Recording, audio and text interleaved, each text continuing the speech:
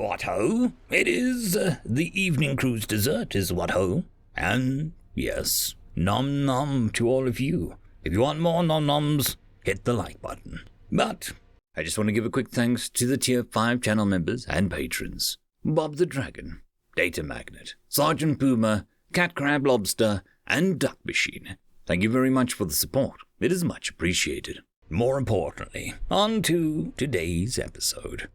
When Deathworlders Meet, Part 7. Uranus woke with a start.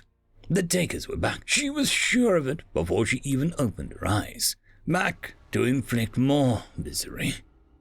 After they took her, the first time they came to her cell, they brought her a prisoner rations. The hand-sized portion she supposed was meant to last a full night. They gave her a thin, pasty, foul-smelling gruel made from naught but roots and leaves. It barely filled her stomach for a time, and did little else. She could probably digest a tenth of it, perhaps. They'd stopped feeding her after that night, instead coming only to talk, then scream at her. They offered more gruel for cooperation. When she had refused to respond, they tormented her with water as freezing as a stream from the high country, and more forceful than the western Paratana River. By the third day, she was weak and delirious with hunger. She would have killed them had she a chance, to be sure. Not only would their behavior have warranted death were they her own kind, but these were the monsters of her childhood. Everyone in her land had been taught about the takers since the time that they were children.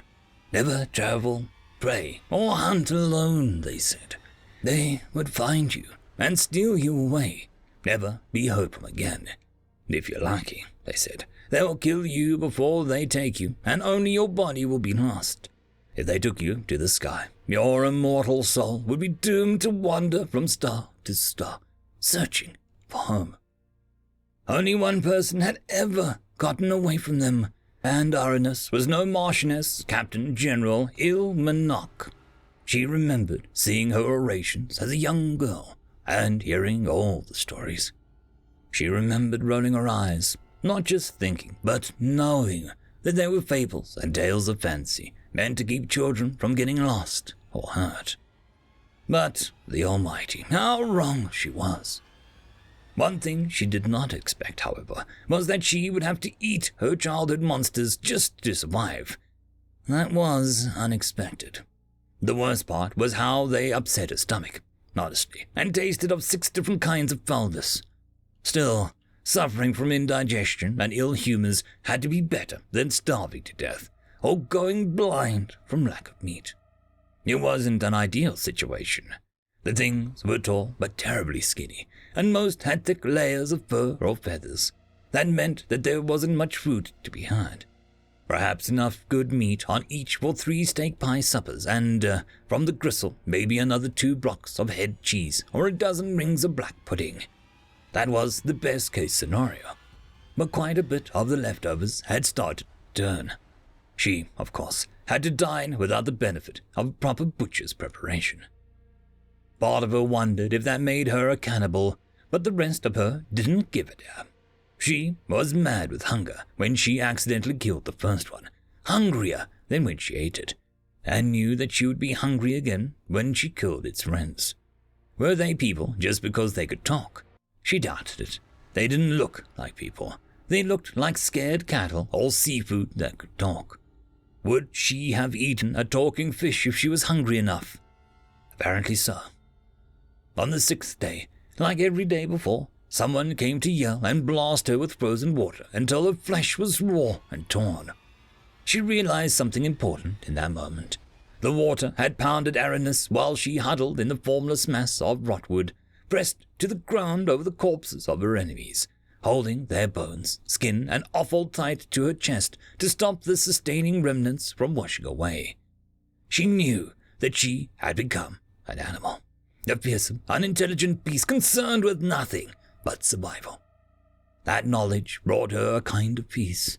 They thought of her as an animal, caged her like an animal. So she would stop fighting it and become an animal. She cursed them all the way to the Demon King himself and, for her trouble, screamed herself hoarse in the process. She knew better than to say anything that could remotely be useful to them. Nothing could help her now, least of all dignifying them with any real response.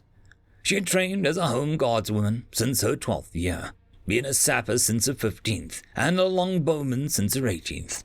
She had studied for countless fortnights to earn those positions, and those vellum texts had etched themselves onto her mind. The first rule of being captured by the enemy was to give them nothing, and tell them nothing, because they would use everything against you. And now, they had woken her up to torture her yet again. After 2 whole nights and days of peace, she had begun to faintly hope that they had had their fill of inflicting suffering.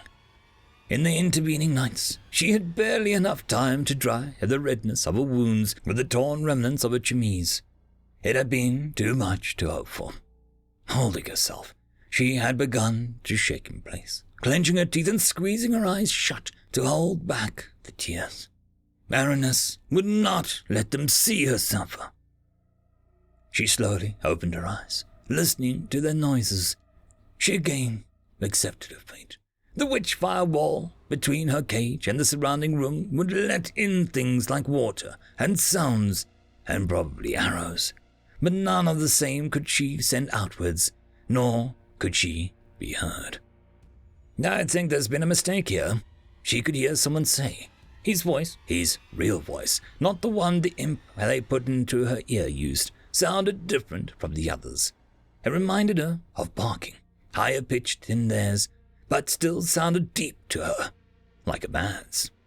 She had never seen it before, but the new visitor looked almost like a proper gentleman, though his legs were too straight and his face a bit odd.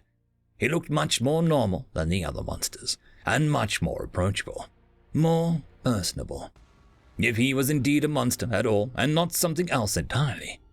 Whatever it was with the takers, and she would kill it. She had no room for mercy in her heart for any of the takers or their serfs, servants, kith or kin. If the opportunity presented itself, it would die like the others and sustain her for another week, at least. On the off chance that the witch fire yielded so the creature could approach, she began scraping around the floor. She would find a bone to throw from amongst her rotting friends that served her only food and companionship.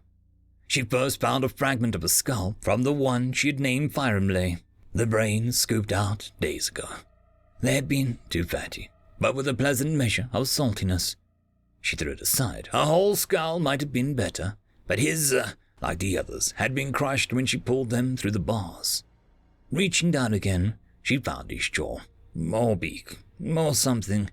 Whatever it was, though spindly, it was large and had quite a bit more heft than the other remaining pieces. It would more than suffice to dispatch one of these feeble takers. She approached the bars slowly, as if she was stalking game, which, in a sense, she was. The strange visitor was distracted, knocking on the door to the outer room, asking to...